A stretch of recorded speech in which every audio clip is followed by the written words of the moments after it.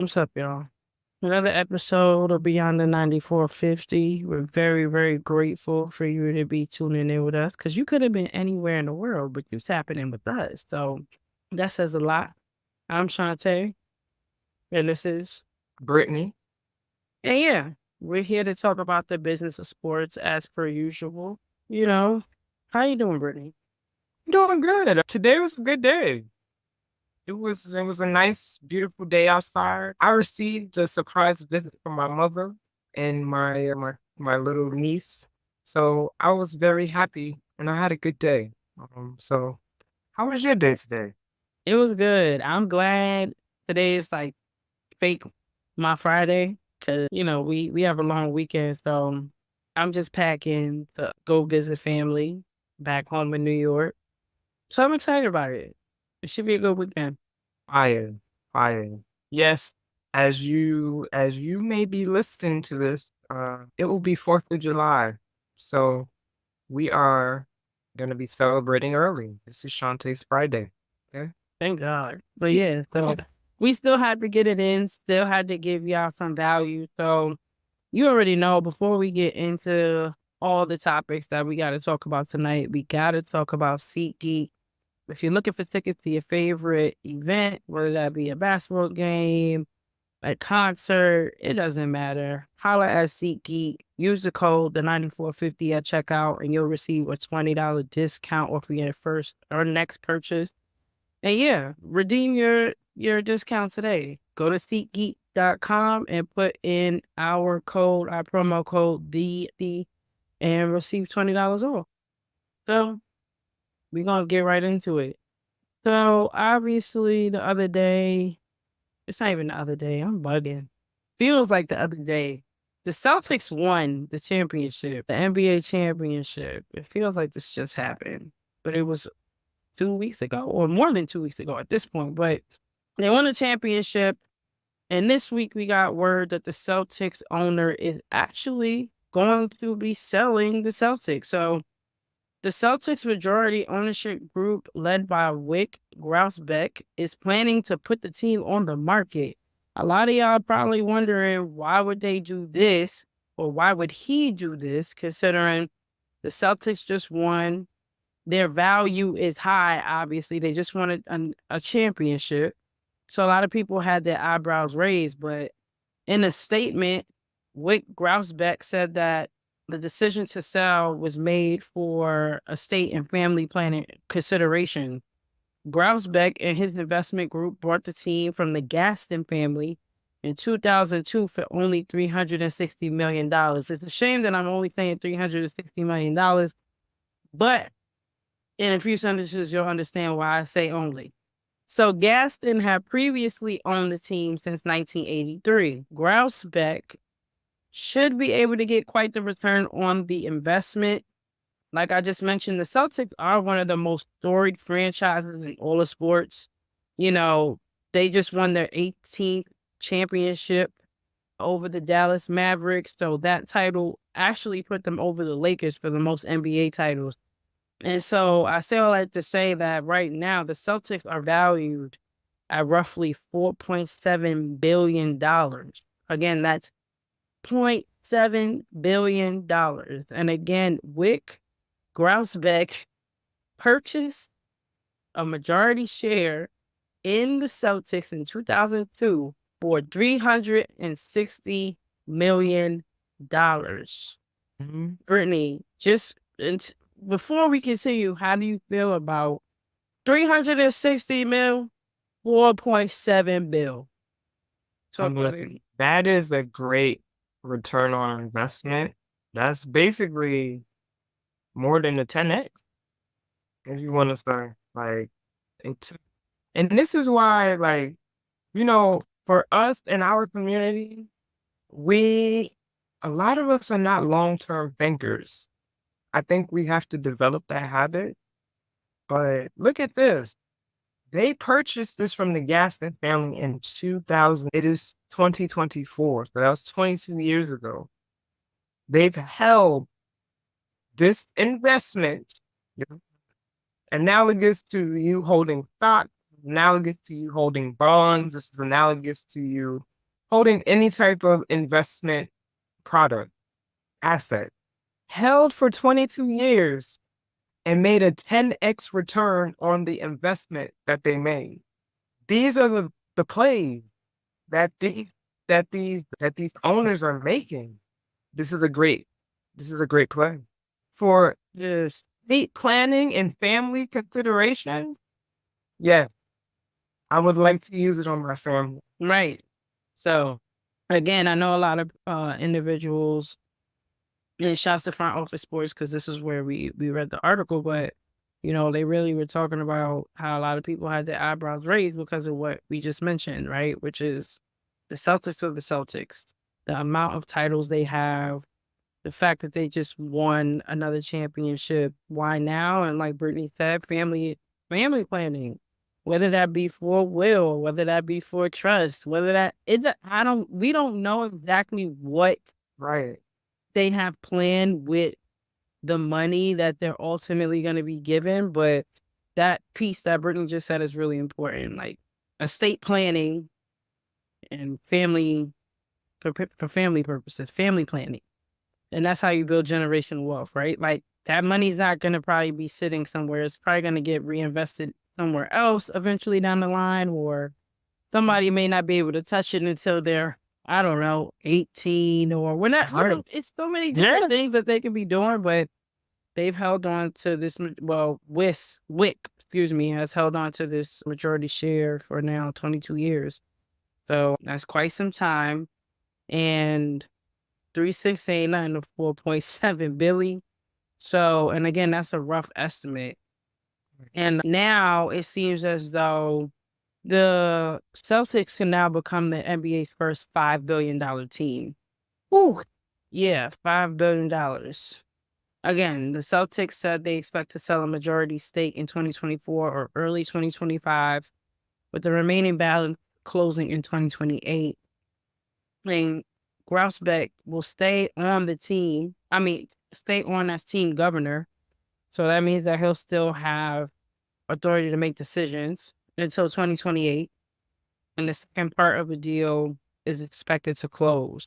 Now, what I thought was interesting, and maybe I'm just late to the party, but Front Office Sports mentioned that the way that the Celtics actually plan on selling the majority stake is very similar to the tier structure of the Timberwolves. And the Timberwolves sale to former baseball player Alex Rodriguez and then his business partner, Mark Lore.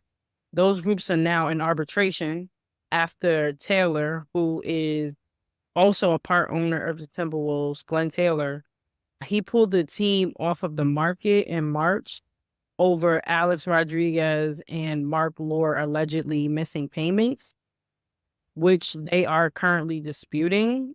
And Alex Rodriguez and Mark Lore recently added former New York City Mayor Michael Bloomberg to their ownership group. Oh, now I didn't know about this. Again, I may be late to the party because I spoke to some people and they know about this, but I did not know Mayor Bloomberg or former Mayor Bloomberg was now part of the Timberwolves ownership. And this kind of ties in everything that we've been talking about for now the past 2 weeks with WNBA ownership and how some of the franchises are actually under the realm of their NBA counterparts. And in this situation with the Timberwolves and Bloomberg now becoming part of the ownership group, that means that he's also going to be part owner of the WNBA's Minnesota Lynx. Bloomberg is one of the richest people on earth, worth roughly $106 billion according to Forbes, and would be a major investor to the duo who currently owns roughly 40% of the Timberwolves. Again, this just provides, more perspective on just the sale of teams and the transition period of it all, because if they're looking to start selling this majority stake this year or even the top of 2020, the fact that it's going to, these transactions take a while. So it's going to take roughly 3 years and some change to finalize this sale. And I'm wondering how this may affect like luxury tax. That's something maybe we can break down another in another pod, but like the NBA luxury tax bill is something to think about. Just so many moving parts right now happening with the NBA, with their TV rights deal, the amount of money we see these players getting now. We'll just keep a close eye on this sale. And again, hopefully within the next year or two, we'll see how much the team is actually worth. Again, 4.7 was estimate. $2 billion was an estimate. So yeah, it is. It is crazy. But wanted to put y'all on notice about that. And other news, NIL. NIL years old, if you didn't know. College athletes actually earn the right to monetize their name, image, and likeness on July 1st, 2021. And I remember Brittany and I covered that when that happened 3 years ago. I can't believe it's already been 3 years. But so much has happened. Yes, a lot. Yo, I'm not hype, but like we saw pitfalls, we saw like come ups, we seen laws literally change. We saw things that when we were student athletes and it was like prohibited, like things that were prohibited when we played. Right. We literally seen it just flip to the other side overnight, and things continuously flip. We just talked about how cannabis is off the banned substance list this past Sunday. Like stuff like that. Like I think that all has to that's all under the umbrella of NIL. And yes, we've seen these young adults get millions of dollars. Absolutely. Jaden Rashada, like situations like Jaden Rashada jumping from school to school, chasing bread, it not going in your favor, litigation after litigation. We seen the NCAA damn near crumble. I don't know what their structure finna look like in the next year or two. We've seen student athletes gain more of a voice. We've seen them say to look at us as employees, not just students. Oh, we've seen them partner with union, be part of union. Has changed the landscape of everything. We've seen coaches retire because of NIL, right? Like we've seen coaches in press conferences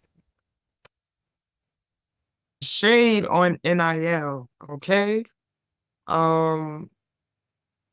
It's crazy. I just saw Andre on the 7 p.m. on with Mello. And he was talking about how he feels like NIL ecosystem. I could see both sides of the coin, but it was just a clip. I didn't listen to the whole pod, and that's why context is important. That's why I need to go listen to the whole pod. But in the clip, he was just saying how a lot of these young student athletes are entitled, and because they're entitled, they haven't been through the fire. They don't face adversity, and because of that, they're skipping steps. And we've had that conversation offline and then during our Sunday recaps for the last 2 to 3 years. And I would love to hear what you think now that we're 3 years in. I would love to also hear what y'all think, whoever's listening to this pod, how y'all feel about it, and how has NIL done more good than bad, or vice versa? Good question. For me, just personally, like I am just very happy to see that the student athlete have some autonomy now. Like I felt like when I was in school, I didn't have as much grace and freedom to do all the things that they're doing. I really hope that they take advantage of this opportunity, because this is this can really change your life. Like this is life-changing trajectory. Generational wealth can be established for your family. Like we have seen the clip of Armando Bacot from UNC talk about his earnings from college. right? And if y'all haven't seen that clip, I really hope you get a chance to.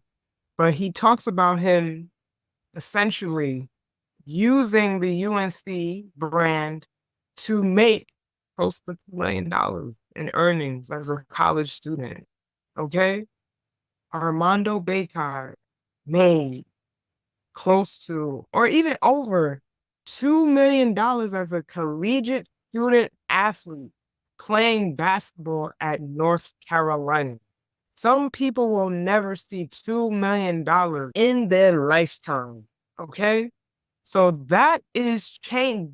We're seeing deals like that. Okay? Change these student athletes' lives. And I'm here for it. Okay? I love it. I love it. Talking about 3-year anniversary, drop my book at the right time, baby.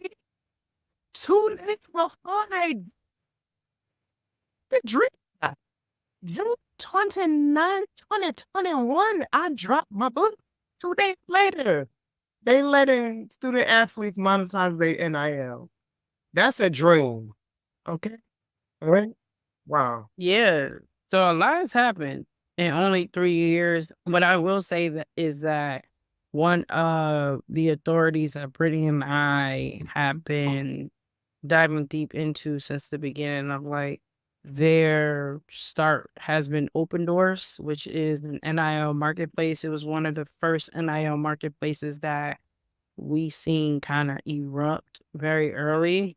Right. And what Brittany and I enjoy about Open Doors is that they do a really good job in collecting data every year at the end of, I guess let's just say their fiscal year, which would technically be July, because that is when July 1st is when NIL started. So at the end of July, no, at the beginning of July 2022 is when we got their first annual NIL report.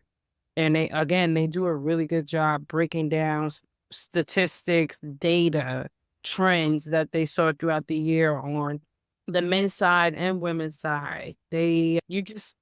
Sometimes just talking about it isn't enough. I like to see charts, or I like to see like Visual data. yeah, visual data shows like the discrepancies between like how much the men are making versus how much the women are making. And one thing that, all the articles that Brittany and I have read have said that women, female athletes, just do a better job and just commercializing products and services. And so you'll see more women end up like in commercials versus the male student athlete, which is true to the most, like for the most part. Like during NCAA season, we saw, Angel Reese with Mael. Like we saw Caitlin Clark with State Farm. We saw, we saw a lot more female student athletes in commercials in comparison to the men. However,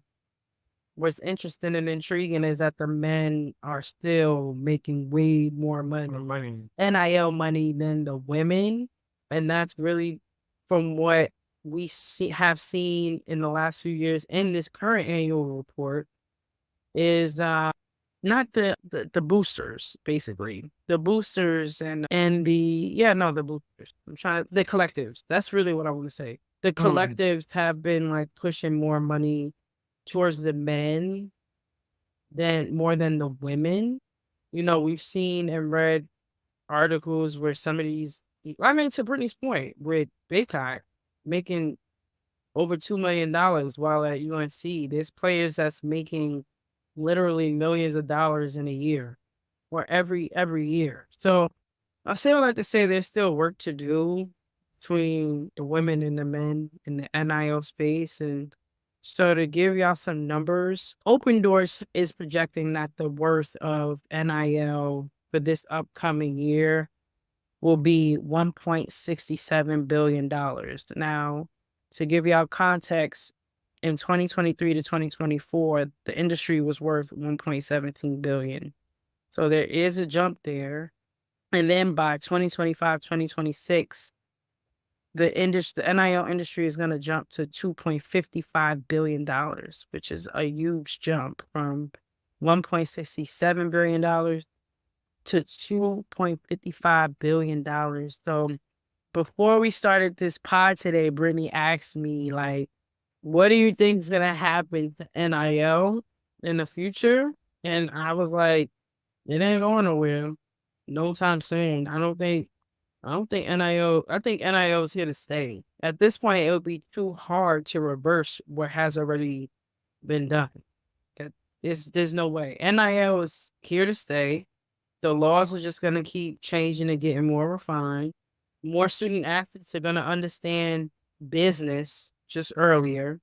Because if you don't know, NIL also applies to high school student athletes, depending on the state that they're in. And so I think that there's pros and cons to this, but I think that on the pro side, this has allowed melanated student athletes to learn more about business and economics, and has pushed, hopefully, their family and friends to learn more about it too. So that's the pros of that. I don't think it's going anywhere. It won't be going anywhere, I'll say that. And I also wanted to provide some more numbers to y'all. So here's the breakdown of collective dollars by the highest earning sports. So according to Open Doors, and if you don't know what we're talking about, you should definitely look up Open Doors and go to their annual NIL report, and you'll find what I'm about to read. So right now, football is considered the highest earning sport at 72.2%. Men's basketball is right after at 21.2%. Baseball is 3.6%. Women's basketball is at 2.3%. And women's volleyball is at 0.8%. So you'll see that obviously football, men's basketball, and baseball right now is held by the men. So those are the top three highest earning sports. You would think it would be something different, because I feel like the women are more in your face, like with the commercials, like I mentioned. But we still got some work to do. The data shows NIL is still an industry where most of the money flows from collectives, like I mentioned, to football and men's basketball players, despite the commercial prowess of women athletes or female athletes. You still got to bridge the gap here. 2.3% for women's basketball is insanity. I think that number is definitely going to increase, and the other numbers are going to come down. Football got to come down. That's too high. I'm sorry. If that's hate, that's hate. That's sorry. hate. Because I don't know if it's going to come down. Football is America's sport. It is, but we're going to have to pull from something else. Okay? I think that you're right. And I think that, because that gap is too wide. It is wide. I'm actually kind of surprised. Again, I'll have to go back to the previous annual report to look at the women, at least on the women's basketball side. That 2.3. What I mean, again, to the annual report. According to the annual report, collectives are like driving this, and I believe that, because every time we would report on the men, a collective was giving them the money, whereas with the women, most of this was coming from major companies, so right, State Farm and stuff like that, and it's usually one or two of them. I mean, we've seen situations where it hasn't been a lot of collective paying the entire team. Like we've seen it happen with South Carolina. I forget what deal they had, but South Carolina last year had a deal with some company, a collective that paid every student, every female athlete on the women's basketball team some money. I think LSU, I think Houston, we covered. So it's not as many as like the men. Right. Like these, on the men's side, the collectives are throwing these men literally hundreds of thousands of dollars, millions of dollars. That we're not reporting on all of them. Like some of them are just not reported. So it makes sense. Like the reporting that we do is it very much in alignment with the data that annual report is saying. So what I'm saying is, y'all collectives out there, y'all need to go ahead and pour some more money into these women's sports. Right. It's the collective. And honestly speaking, they would be silly not to. After the last 3, 4, 5 years that the women have been having, not just on the basketball end, but the volleyball end, where else? Gymnastics, even even like softball. softball. Yeah. So Yeah, it's like, one of the collectives also gonna see the value on our women's sports, and like that's what's gonna. So what you're asking for, that's what's gonna bridge the gap. Is the collectives pour more into women's sports. So, come on, y'all. but That's- we've come a long way. We heard. We've We come a heard. long way. We still got so much farther to go, though. We do. Moving on though. Now, if you're new here, Brittany and I are from the Bronx. Okay, born and raised. I know Bronx gets a real bad rap, but we're proof that there's beauty in the Bronx. There's beauty there. There's greatness there. Okay? On all fronts. I don't gotta pop my shit right now and say that, but it's true. And so with that being said, Walker. Now, I think we should tell him. Like, I feel like we're from an elite. What they say on? I was about to go down the rabbit hole. I'm not even about to say that. Law and Order. I was about to say the whole Law and Order. We're part of an elite squad. Oh my goodness. You know, Kibbs Bay. We're from an elite squad.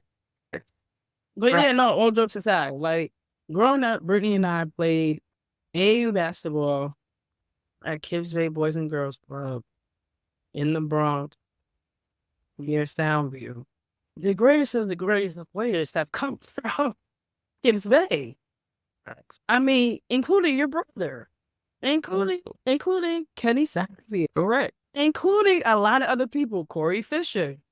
Andre Barrett. I mean, There's a lot of people coming out of Kips Bay Boys and Girls Club on Randall Avenue in the Bronx, New York. thank you. Okay. And with that being said, Kemba was also part of that. Yes. That is how Brittany and I met Kemba at Kids Bay Boys and Girls Club. And grew up right up the block like the rest of us. And he has done such an amazing job with putting the Bronx on his back. Now, we've had so many great players come out of the Bronx. He's reached a pinnacle that a lot of us feel like we should have been at. And he's just done a great job in representing the Bronx, not only as a basketball player, but as a young man. His career has been nothing short of illustrious and amazing. And for both of us to come from where he came from and to see what he's done, It's just pride. we're proud. Like, big proud. It's a lot of pride on this side because a lot of y'all, even the listeners, y'all gonna dog the Bronx, which I can't say nothing about this young man. Right. There's nothing you can say about this young man because he did it at a high level. Every step of the way, Kemba has silenced doubters because everyone has doubted him since he was young, right? Like he's always been doubted because of his height, right? But it's the heart. If you know anything about people that come from the Bronx, we are filled with resilience. We are filled with we understand the grind. And Kemba, we just kind of seen his rise from Rice High School, right? Rice High School, them Raiders don't play about their school, okay? So many greats have come out of Rice High School, okay? And he was no exception. From Rice, went to UConn, and we already know Cardiac Kemba. Cardiac Kemba. All right? Y'all already know what he did, okay? We already know Step Back Kemba at the Garden. Yes. When the real big East. Right. The real big E. And if you was there, you know, go. That's it. If you know, you know. Right. So we see him there. One chip. He won 2 chips out of UConn, I believe, right? 2? I believe so. 2 chips then? gets drafted into the league. Charlotte Bobcats, they were at the time. They have since reverted back to the Hornets. You know, this had an incredible career with the Hornets. Right, playing with the Knicks a little bit. Right. A true New Yorker. That was also a moment. Everybody was hyped. He was home. Right. You know. He played with Celtics for a little bit. Like, finished his career overseas, playing in Monaco. Yeah. So, and this is all nothing but sending Kemba his flowers because he really deserves his flowers. And he's one of the few that have come back and actually rebuilt a court where we grew up at. Yeah. Top of the hill. Shouts to the folks at Top of the Hill, because I just saw what's the name was over there. Cayenne. Anthony last night went off, or the night before went off over there. You listen. That's one of the best things he could have did was creating that court right in the hood. Okay, right in the hood. But And the way that the community's been showing up, and then celebrities been showing up, real ballers been whooping over there. So, right. So, hey, we appreciate you, Kemba. We just had to give a big Bronx shout out to you, our brother. Make sure and transition, like, to see that a day later that he's also going to join the Charlotte Hornets staff as the player enhancement coach. Bravo. Okay. The transition after basketball, because we also talk about that all the time. How are you setting yourself up for life after sport? So that's remarkable. He's going to be in a position to help guide the next generation. So I think that is commendable. It's just beautiful to see. It's beautiful to have watched him grow into the man and person that he is, because he's a phenomenal and exceptional person. Besides being a phenomenal basketball player, he's a phenomenal person. Shout out to Kemba. We love you, man. Me do. Did you want to show the video? Yeah, for sure. Put this up. So we'll show this one. My boy, Kemba. Well, listen, legend, man. Congrats. You know the vibes, much love. You probably need me. I'm in it. Be outside, man. We need New York. Legendary step back tripping, man. Let's get it.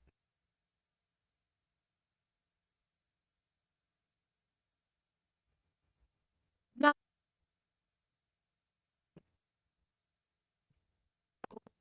I stayed since you were 15 years old, and I never thought I'd see those words retired.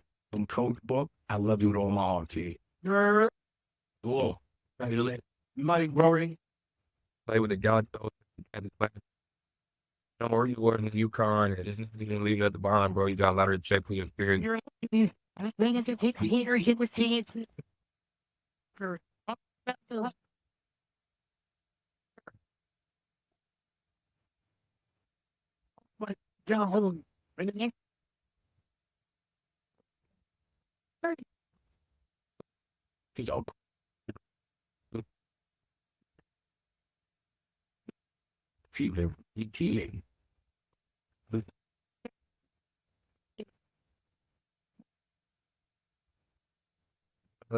From where you come from is incredible. Really good quality match from I couldn't be more strong.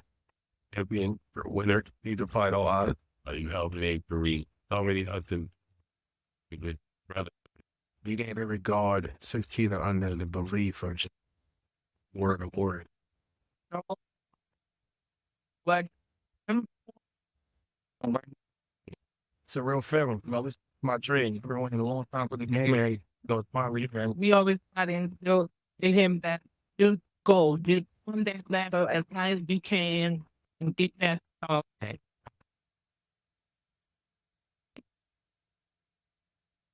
But he blessed and calling my brother, knocking him down in the garden, special moment.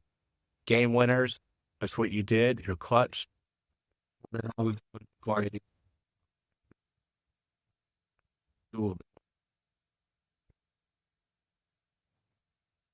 You starting off our game in Charlotte, got become an all-NBA player, and leading franchise in scoring, which was incredible. All the experiences I picked in this league that I treasure. Nothing is good for it. We have a chance to work with you. The kicker for the welfare is human.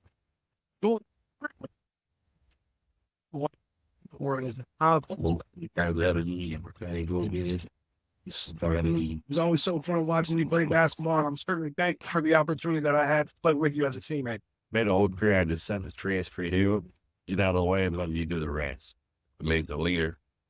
You was as a teammate. And I was a leader. I appreciate being a friend. We did a lot of good on the my career. I've always been there in my needs. Always been there for my family. Brother, I just want to congratulate you. What an amazing career you've had. I'm doing something. I'm working hard here. I feel like that's how I got to be. I try to lead by example. I'm a great player. I'm a very person to the owner of the country. A great competing history. Bronx legend. Man, congrats on the talent, man. Congrats on having a great career. The honor and the privilege to be your teammate for your kid, but leading you to everything.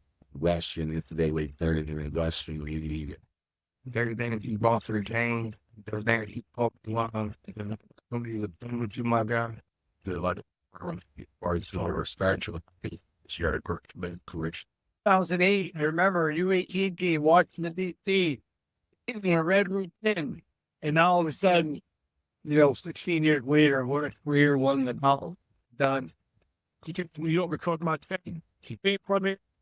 Dream come true. Huh? First man ever helped triple double on triple.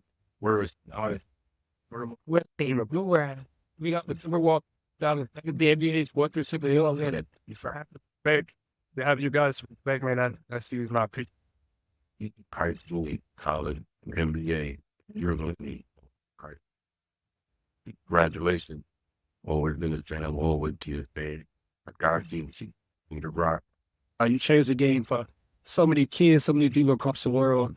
With the way you played the game, man, you should be happy and grateful for being able to do this game. I'm grateful that we have a friendship. Been a hero of mine, young, and the light is low. Good luck with everything, and I'm going to see you soon. Congratulations, Kemba, on an incredible career. Kemba, easy pass, King of the Wonder, Walker for Ranger. I love you, my brother. Congratulations on there. You've had an incredible career. So proud to be part of it. And I just want to say congratulations. Congratulations on what you did on the court and what you did off the court. The person that you are, how you handle yourself. I'm really excited for what's next for you. And I'll see you, Joe. Love you. Take care. I love that. What you want? Oh, and we also have to shout out another Bronx legend, Mr. Nick, because Kemba gives him a shout out, okay? Much respect to my parents, man. And obviously all my coaches. I can't name all my coaches, but my junior high school coach, man, one of the first guys who even believed in me, his name is Carl Nick. I 174. That's where it all kind of started for me. I ain't really fucking serious until like the 7th grade. I was playing behind Corey Fisher. I mean, Villanova, he's from Castle Hill, he's from the same area. I was playing behind him there. Coach Nicholson, he seen signs in me. I don't know, but he was on me. Like he was making sure I worked, making sure I missed no practices, make sure I got home, whatever I needed, like he provided. But yeah, big shout out to him for the belief. So yeah, we had to give Kemba have a kid Kemba segment. Big Bronx energy. It really is big Bronx energy. I don't care what y'all gotta say. It's big Bronx, but for real though, what he's done is just amazing, and we just wanted to give you your flowers, and we are very excited to see what your future looks like after getting off the floor. So, shouts to Kemba. Brittany, did you want to talk about the WNBA's announcement? Yes. So today, we've been yelling to the mountaintops. We want more storytelling, WNBA, more storytelling. We need to know the stories of these incredible young women. I be complaining about the WNBA all the time, but y'all hit the nail on the head with this one. I'm going to give y'all flowers because this was a great thing that y'all dropped on us today. Today, the WNBA announced a docu-series called Year One. So essentially, this 4-episode docu-series will focus on 4 rookies: Angel Reese, Camila Cardoso, Rakia Jackson, and Nika Mule. Okay?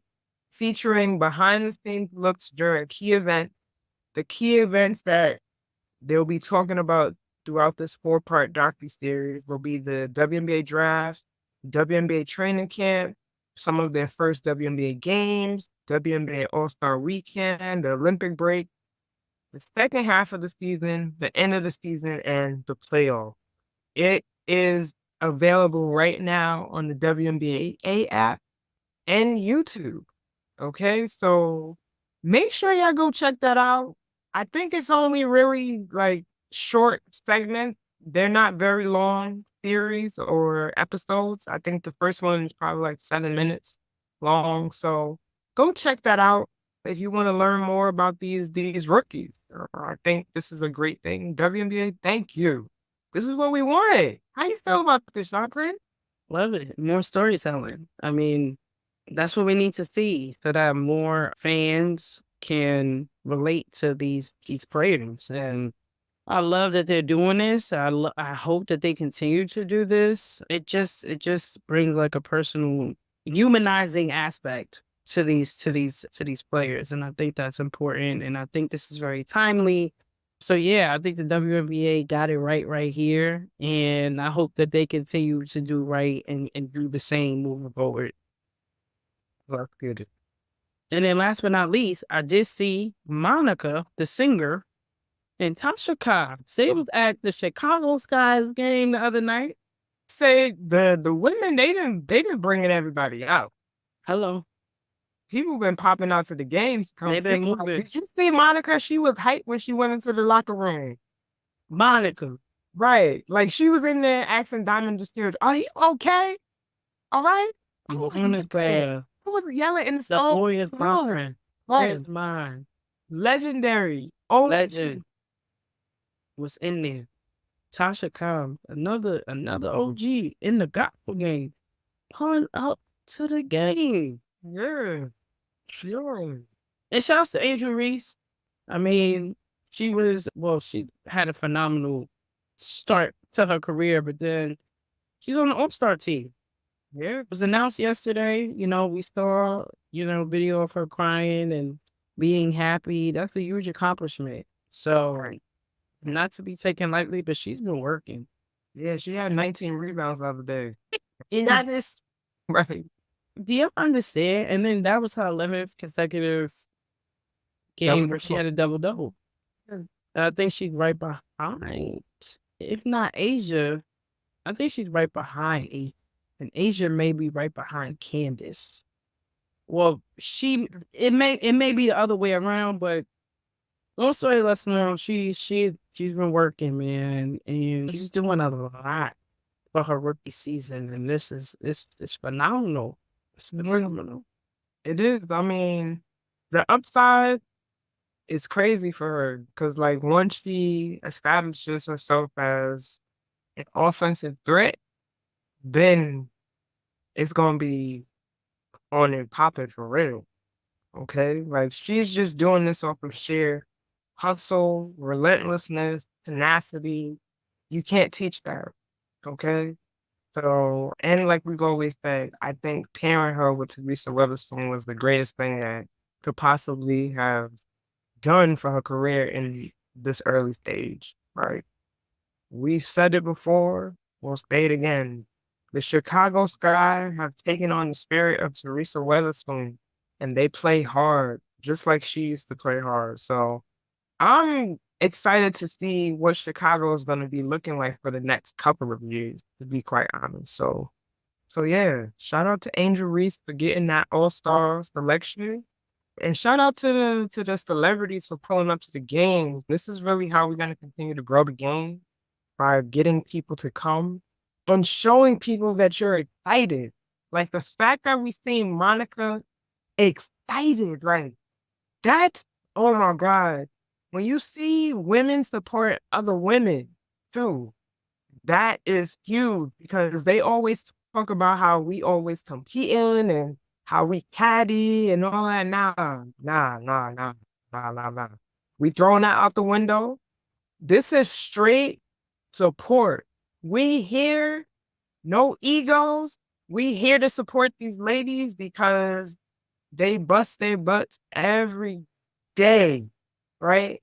And some of the conditions that we've seen with their facilities and stuff, they still play 1,000% every game. Okay, let's continue to do our part. Make sure you're going to watch year one, please. Okay, we need the views. You already seen viewership numbers been. Okay, we need y'all to go to the games, tickets, right? We need y'all to buy the merch, right? We need y'all to do y'all part. Thank y'all for listening to us. And again, we're going to continue the WNBA ownership series talk with our next episode. We had to take a break because it's a lot of tedious work, y'all. We've been putting in work, y'all. Okay? It takes a lot to do research. Chanteé is an attorney, and she's been showing me some things. Attorneys, shout out to y'all. Okay, shout out to the attorney. All the reason that they gotta do. Yo, y'all don't even understand, okay? All right. But yeah, we're gonna finish. We're gonna pick back up with it next week. The Seattle Storm. Wow. They're third on the evaluation list. So we're going in order. Seattle Storm is next. We'll be talking about that next week. Follow the 9450. Follow the 9450 everywhere. On all social media platforms, on YouTube. Follow us. 21 Titles on IG, Instagram, all social media platforms, and YouTube. Follow. As always, I'm Chanteé. I'm Brittany. And this is Beyond the 9450. We'll see y'all next week. Peace.